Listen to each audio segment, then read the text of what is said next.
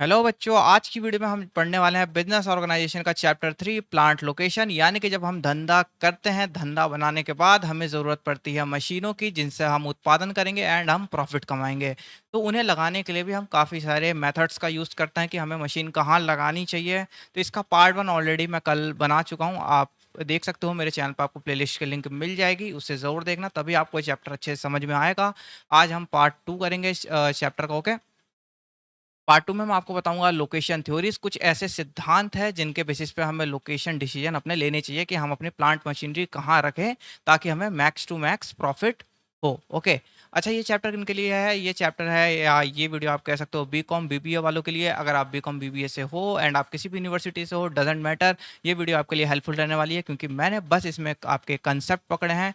तो आप ये वीडियो आराम से देख सकते हो टेंशन फ्री होके, एंड आपके एग्जाम्स में अच्छे मार्क्स बहुत ईजिली आ जाएंगे। ठीक है, तो चलिए वीडियो को हम शुरू करते हैं। तो पहला है इंट्रोडक्शन टू लोकेशन थ्योरीज। यानी जो हमारी लोकेशन थ्योरीज, यानी जो लोकेशन के सिद्धांत हैं, आखिर इनका इंट्रोडक्शन क्या है, आखिर इनकी शुरुआत कैसे होती है। ठीक है, तो पहले क्या था कि मैंने आपको कुछ फैक्टर्स बताए थे जिसकी वजह से हम ये चुनते हैं कि हमें अपने प्लांट या मशीनरी कहाँ लगानी चाहिए। ठीक है, लेकिन उसमें भी एक एरर था। एरर ये था कि आप उससे ये तो पता कर सकते हो कि कहाँ आपको रॉ मटेरियल, कहाँ आपको लेबर, या कहाँ आपका मार्केट पास में पड़ रहा है जहाँ आपको सामान बना के बेचना है। ठीक है, अब मान लो ये 3 जगह है, ए, बी एंड सी, तीनों जगह ये चीज़ें हैं। बट आपको बिल्कुल सटीक जगह चुननी होगी ना, ऐसे अंदाज़े से तो आप चुन नहीं पाओगे ना कि चलो ठीक है, मेरा ए का मन है, मैं ए चुन लेता हूँ क्योंकि यहाँ पे तीनों हैं। बट 19-20 का फ़र्क है, कहीं रॉ मटेरियल ज़्यादा पास में है, कहीं थोड़ा-सा दूर है, कहीं लेबर पास में है, कहीं लेबर सस्ती है, कहीं लेबर महँगी है, या कहीं मार्केट थोड़ा-सा दूर या पास है। यानी इन तीनों जगह पे ये सारी चीज़ें अवेलेबल हैं, बट अलग-अलग रेशियो में, मतलब ज़रूरी नहीं सब एक जगह ही अवेलेबल हो। समझ रहे हो ना बात को? तो हम कौन-सी जगह चुनें? एग्ज़ैक्ट लोकेशन चूज़ करने में हमारी थ्योरीज़ हेल्प करता है। अच्छा, एग्ज़ैक्ट कैसे? क्या ये कोई फ़ॉर्मूला देगा? क्या करेगा जिससे हमें एग्ज़ैक्ट पता चलेगा? जी हाँ, ये हमें एक फ़ॉर्मूला देता है, जिससे हमें ये पता चलेगा कि हमें कहाँ अपनी प्लांट लोकेशन हमें लगानी चाहिए। ठीक है? Selecting a plant location can not be based on mayor institution, it requires scientific and analytical approach. यानी कि हम हमें प्लांट लोकेशन चुनने के लिए हम गट फीलिंग या तुक्का नहीं मार सकते, हमें एक साइंटिफिक तरीके की ज़रूरत पड़ती ही पड़ती है। ठीक है, यही चीज़ है जो हमें लोकेशन थ्योरीज प्रोवाइड कराता है। क्या प्रोवाइड कराता है? एक ऐसा फ्रेमवर्क प्रोवाइड कराता है जिससे हम इवेलुएट कर सकते हैं geographic, economic and logistic variable systematically.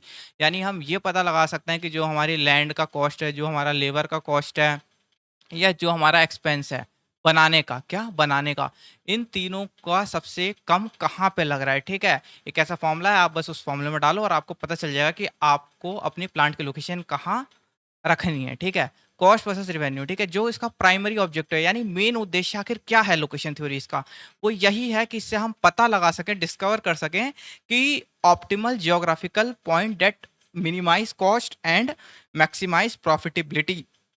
यानी कि इससे हमें ये पता करना है कि किस जगह पे हमारा जो कॉस्ट है, कॉस्ट ऑफ प्रोडक्शन, वो सबसे कम आए एंड जो प्रॉफिट है वो सबसे ज़्यादा है। ऐसी जगह का हमें चुनना ही लोकेशन थ्योरीज में आता है। ठीक है, लोकेशन थ्योरीज यानी कि आप सिंपल शब्दों में कह सकते हो ये एक ऐसा प्रोसेस या एक ऐसा साइंटिफिक अप्रोच है जिसमें हमें कुछ फॉर्मूलेज दिए जाते हैं, जिनकी हेल्प से हम इवेलुएट कर पाते हैं complex geographic, economic and logistic variable systematically.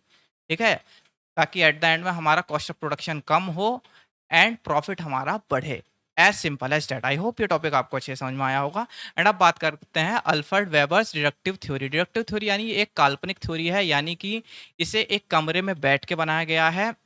ठीक है, आप एक काल्पनिक कह सकते हो। ठीक है, अच्छा, अल्फ्रेड वेबर एक हमारे इकोनॉमिस्ट थे, यानी एक अर्थशास्त्री थे, जिन्होंने 1909 में ये थ्योरी दी थी। अच्छा, ये थ्योरी क्या कहती है? ये सिंपल थ्योरी ये कहती है कि आपका जो भी जो इंडस्ट्री है या जो फैक्ट्री है वो कहाँ लगनी चाहिए, आप कहाँ लगा सकते हो। ठीक है, इसके लिए इन्होंने एक फ़ॉर्मूला भी दिया है, वो हम अभी आगे पढ़ेंगे। इसके इसे एक और नाम से भी जाना जाता है, pure theory of industrial location. ठीक है, इसे इस नाम से भी जाना जाता है। अच्छा, इसका कोर प्रिंसिपल क्या है? Industries will be locate where the combined cost of transportation and labour are at their absolute minimum. यानी हमें वो लोकेशन चुननी है जहाँ पर क्या, जो लेबर का कॉस्ट है, क्या लेबर का कॉस्ट, जो हमारा ट्रांसपोर्टेशन का कॉस्ट है, इन सब का कॉस्ट जहाँ सबसे कम आएगा। ठीक है, इन दोनों को जोड़ दो और जोड़ने के बाद जहाँ सबसे कम आएगा वही हमारी सुटेबल लोकेशन होगी। फॉर एग्जांपल जगह है ए, बी एंड सी, ये 3 लोकेशन है, ठीक है? इन तीनों में यहाँ लेबर और ट्रांसपोर्टेशन एंड मार्केट तक पहुँचाने का खर्चा, तीनों जगह का टोटल करो और देखो सबसे कम कहाँ है। फॉर एग्ज़ाम्पल यहाँ जोड़ के आ रहा है 20,000 का कॉस्ट, यहाँ पे आ रहा है 23,000 का कॉस्ट, यहाँ पे आ रहा है 19,000 का कॉस्ट। क्या जोड़ने के बाद? लेबर, ट्रांसपोर्टेशन एंड मार्केट तक पहुँचाने का कॉस्ट, ठीक है? तो आप कौन-सी लोकेशन चुनोगे? ऑब्वियस सी बात है आप सी वाला चुनोगे क्योंकि यहाँ पे कॉस्ट सबसे कम है ना, तो प्रॉफिट भी आपका सबसे ज़्यादा बैठेगा, ठीक है? अच्छा, जब ये थ्योरी बन रही थी, जब ये सिद्धांत बने थे 1909 में, तो अल्फ्रेड वेबर ने कुछ ऐसी 4 बातें भी बोली थी इसके साथ। उन्होंने कहा था ये चीज़ें जब भी आप मशीनरी या फैक्ट्री खोलोगे तो ये 4 चीज़ें आपके साथ हमेशा होंगी। अच्छा, ये बात 1909 में बोली थी, हो सकता है अब ये चीज़ बदल गई हो, और अगर ऑब्वियस सी बात है हर किसी से बढ़ के एक ना एक कोई आता है, तो इसके बाद भी एक और साइंटिस्ट आए थे जिन्होंने इसका एक बेटर वर्ज़न दिया था। बट स्टिल अभी हम पहले ये पढ़ते हैं। उन्होंने कहा था an uneven distribution of natural resources, यानी कि हर रिसोर्स किसी एक जगह नहीं पाए जाते। फॉर एग्जांपल, मतलब ऐसा नहीं है कि कोई भी रिसोर्स हर जगह मिल जाएगा। फॉर एग्जांपल, अगर आपको मेटल चाहिए, ठीक है? मेटल चाहिए या कोल चाहिए, तो ये आपको हर जगह नहीं मिलेगा, ठीक है? आपको या तो समुद्री तट के आसपास देखना पड़ेगा या जहाँ आपको मेटल ज़्यादा मिलता है वो लोकेशन आपको देखनी पड़ेगी, ठीक है? तो हर रिसोर्स आपको हर जगह नहीं मिल सकता, एक स्पेसिफिक जगह पर ही मिलता है। Labour is fixed in certain areas and complete immobile, ठीक है? यानी जो लेबर है वो अपनी जगह से कभी नहीं जाएगा, यानी जो स्किल्ड लेबर, जो कारीगर है, वो जहाँ रहता है वो वहीं रहेगा, वो कहीं और नहीं जाएगा काम के लिए। ये बात बोली थी 1909 में, किसने? वेबर ने, ठीक है? हालांकि अब ये ऐसा नहीं है, लेबर जाते हैं, बट स्टिल जैसा लिखा है हमें पहले वो पढ़ना पड़ेगा।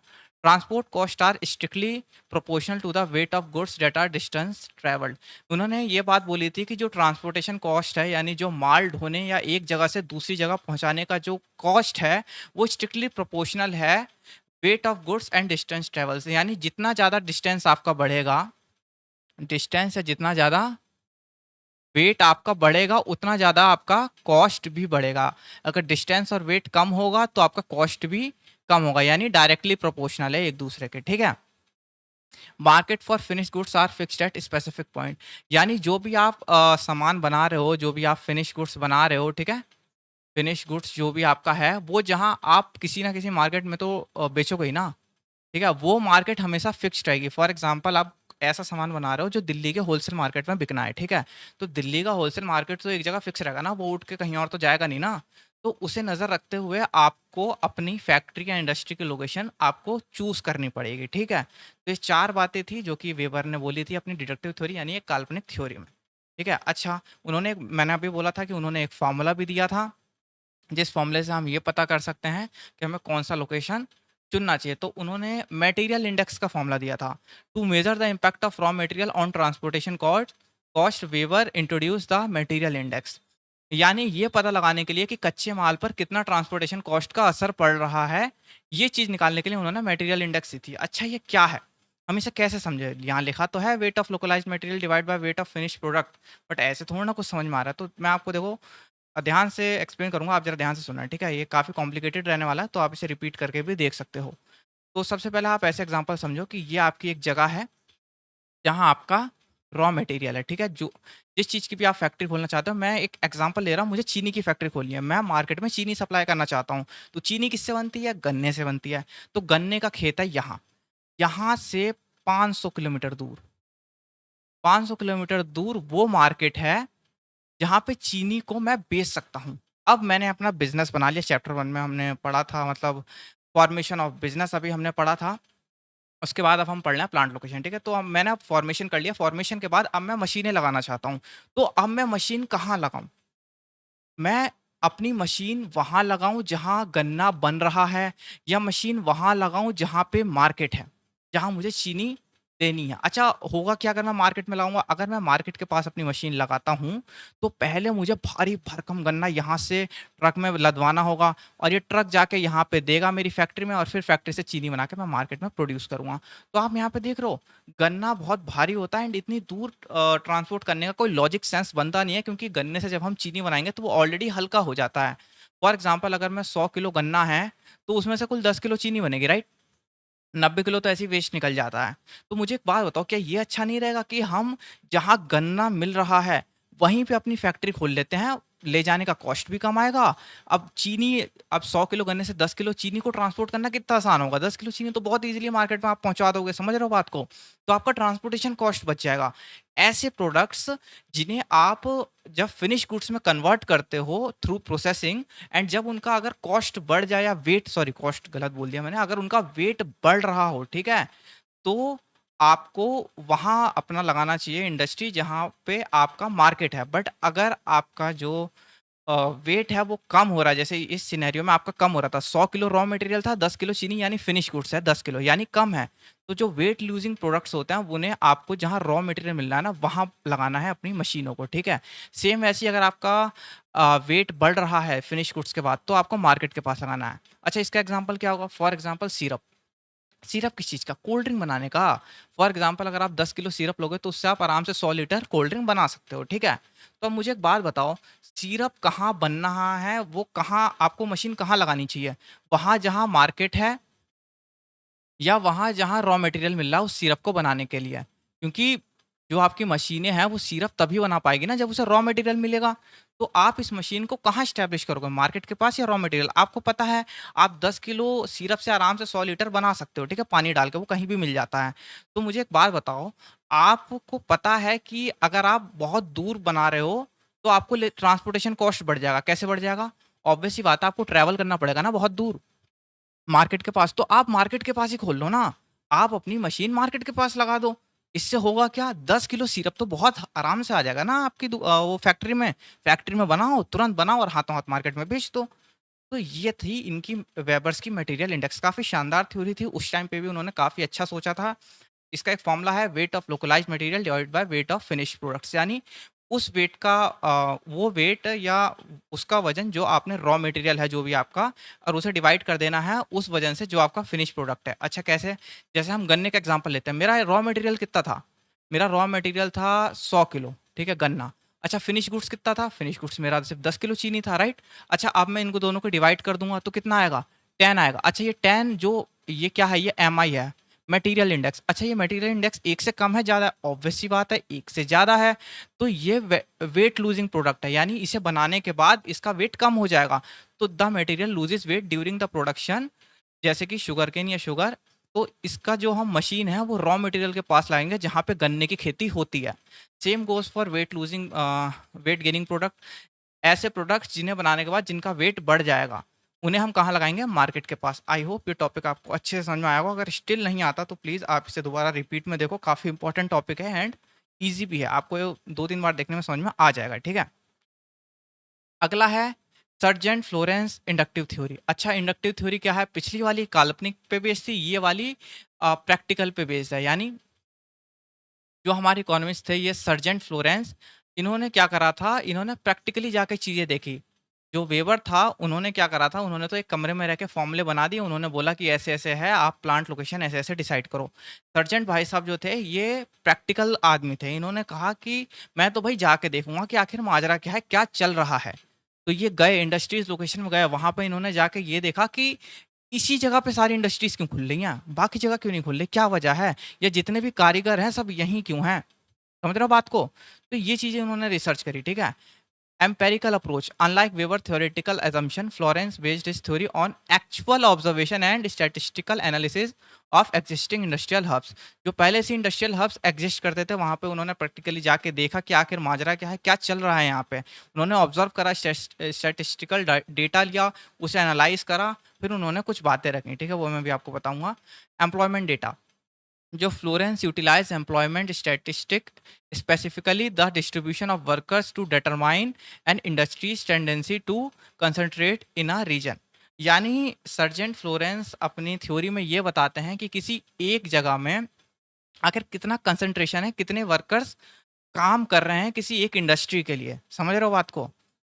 अगला है रियलिस्टिक आउटलुक।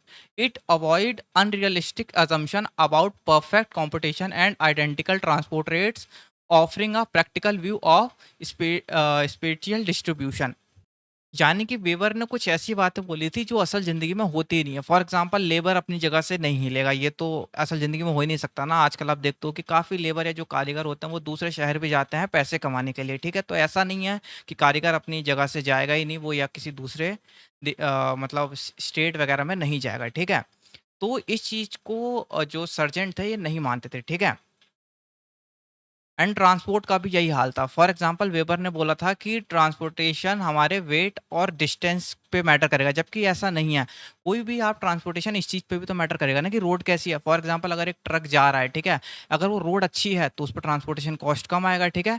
अगर कोई पहाड़ी इलाका, कोई स्लोप है, ऑब्वियस सी बात है वहाँ पेट्रोल ज़्यादा लगेगा, तो वहाँ पे ट्रांसपोर्टेशन कॉस्ट भी बढ़ जाएगा। भले ही दूरी सेम थी, अगर यहाँ भी 5 किलोमीटर है, पहाड़ी इलाके में भी 5 किलोमीटर है, तो स्टिल यहाँ का कॉस्ट ज़्यादा होगा एंड यहाँ का कॉस्ट कम होगा। एंड वेबर ने ये बातें नहीं बोली थी, बट सर्जेंट ने ये बात बोली, ठीक है? एंड एम्प्लॉयमेंट डेटा का मतलब यही था जो मैंने अभी आपको बताया था कि जो वेबर था वो ये बताता था कि हमें इंडस्ट्री कहाँ खोलनी है। एंड हमारे जो सर्जेंट भाई साहब थे उन्होंने ये देखा कि फॉर एग्जांपल जैसे सूरत में बहुत ज़्यादा हीरे का काम होता है, ठीक है? तो मेनली जो हमारे हीरे की इंडस्ट्री वगैरह है वो गुजरात के सूरत में ही जाएगी, समझ रहे हो? ऐसा नहीं कि वहाँ पे चीज़ें बढ़िया हैं, इसलिए क्योंकि वहाँ पे लेबर बहुत ज़्यादा अच्छे हैं या स्किल्ड लेबर वहाँ मिल जाते हैं, ठीक है? तो ये था एम्प्लॉयमेंट डेटा। आई होप ये चीज़ भी आपको अच्छे से समझ में आई होगी। आप चाहे तो वीडियो को दोबारा रिपीट करके देख सकते हैं अगर आपको स्टिल कोई कन्फ्यूज़न आ रही है तो, या आप कमेंट भी कर सकते हैं, मैं आपको रिप्लाई ज़रूर से दूँगा, ठीक है? अगला है फ्लोरेंस की स्टैटिस्टिकल मैट्रिक्स, ठीक है? अच्छा, इसकी भी कुछ स्टैटिस्टिक मैट्रिक्स थे। अच्छा क्या? जैसे कि location factor, measure the concentration of an industry in a specific region compare to the national average. मतलब फ्लोरेंस ये बताना चाहते थे कि किसी भी एरिया में जो धंधा हो रहा है वो पूरे नेशनल एवरेज का कितना है, तो समझ रहे हो? फॉर एग्जांपल मैं मुरादाबाद से हूँ, यहाँ पे जो मेन चीज़ जानी जाती है वो पीतल नगरी से जानी जाती है। ऑब्वियस सी बात है, यहाँ पे जितना भी पीतल का काम होता है वो ऑल ओवर इंडिया से, मतलब मोस्टली सबसे ज़्यादा यहीं होता है। बात को समझ रहे हो कि जो एवरेज है मुरादाबाद में, वो पीतल का काम सबसे ज़्यादा है, बाकी अगर आप कहीं भी लोगे तो, समझ रहे हो? तो एक लोकेशन फैक्टर था, यानी कि फ्लोरेंस के की स्टैटिस्टिकल मैट्रिक्स में ये था कि हम इससे ये पता लगा सकते हैं कि जो भी हम धंधा स्पेसिफिक रीजन में कर रहे हैं वो नेशनल का एवरेज का कितना है, समझ रहे हो? एलएफ यानी यानी कि लोकेशन फैक्टर। इसका मतलब ये है कि अगर आप लोकेशन फैक्टर, अगर आप पीतल का देखोगे, क्या ब्रेस का देखोगे यानी पीतल का, तो आपको लोकेशन फैक्टर 1 से ज़्यादा देखने को मिलेगा, समझ रहे हो? मुरादाबाद में, क्योंकि यहाँ पे पीतल का काम बहुत ज़्यादा होता है। The region has higher share of the industry than the national average, highly concentrated, यानी सबसे ज़्यादा यहाँ काम होता है अगर जिसका लोकेशन फैक्टर 1 से ज़्यादा है, ठीक है? अगर किसी का लोकेशन फैक्टर 1 से कम आए, इसका मतलब वहाँ पे ये काम उतना नहीं होता जितना बाकी जगह होता है, समझ रहे हो? जैसे मुरादाबाद में यहाँ आईटी इंडस्ट्रीज़ बहुत कम है, तो यहाँ पे जो लोकेशन फैक्टर आएगा आईटी इंडस्ट्री का वो 1 से काफ़ी कम आएगा, ठीक है? अब बात करते हैं कोएफ़िशिएंट ऑफ लोकलाइज़ेशन। तो इसका मतलब होता है कि कोई भी धंधा या कोई भी इंडस्ट्री पूरे देश में किस तरह फैली हुई है। क्या वो इंडस्ट्री या वो धंधा क्या किसी एक पर्टिकुलर जगह में हो रहा है या पूरे एंटायर कंट्री में हो रहा है। ये बात अब एक स्टेट या छोटे-मोटे जगह तक सीमित नहीं रहती, पूरे एंटायर कंट्री के ऊपर है। Measures the propensity of a particular industry to concentrate geographically across the entire country. वही वाली बात जो मैंने अभी बोली, इसमें हम ये देखते हैं कि जो उद्योग या जो भी व्यवसाय धंधा है वो पूरे भारत में किस तरह से हो रहा है, अगर आप इंडिया की बात करें तो, ठीक है? इसमें है वैल्यू अप्रोचेस टू जीरो। अगर जो हमारी वैल्यू है ये जीरो के बहुत करीब आ रही है, अगर जब हम फॉर्मूले में पुट करेंगे और जीरो के काफ़ी करीब आ रही है, तो इसका मतलब होता है वो इंडस्ट्री पूरे भारत में एक जैसी है। फॉर एग्जांपल बेकरीज, अगर मैं आपको बेकरीज या सैलून की बात करूं बाल कटवाने की, ठीक है? तो आप मुझे एक बात बताओ, ये तो हर जगह है, मेरे यहाँ भी है, आपके यहाँ भी होगा या और कहीं भी होगा, सब जगह सेम ही तो है। ऐसा थोड़ा ना कि उस जगह बेकरी बहुत ज़्यादा बिकती है या बहुत अच्छी चलती है, ऐसा थोड़ा ना, हर जगह है बेकरी और सैलून। तो ये है, अगर वैल्यू अप्रोचेस 1, अगर 1 के पास है, ठीक है? ये तो 0 के पास है, अगर हमारी वैल्यू 1 के पास है, क्या? 1 के बहुत पास है, जैसे 1.0 ले लो या 1.1 ले लो, अगर ऐसे है, तो इसका मतलब है कि वो इंडस्ट्री सिर्फ़ वहीं पे सबसे ज़्यादा हो रही है और कहीं नहीं हो रही, समझ रहे हो? फॉर एग्ज़ाम्पल माइनिंग ले सकते हो आप, माइनिंग किसी एक जगह ही हो सकती है, ऐसा नहीं कि आप कहीं भी माइनिंग कर सकते हो, ठीक है?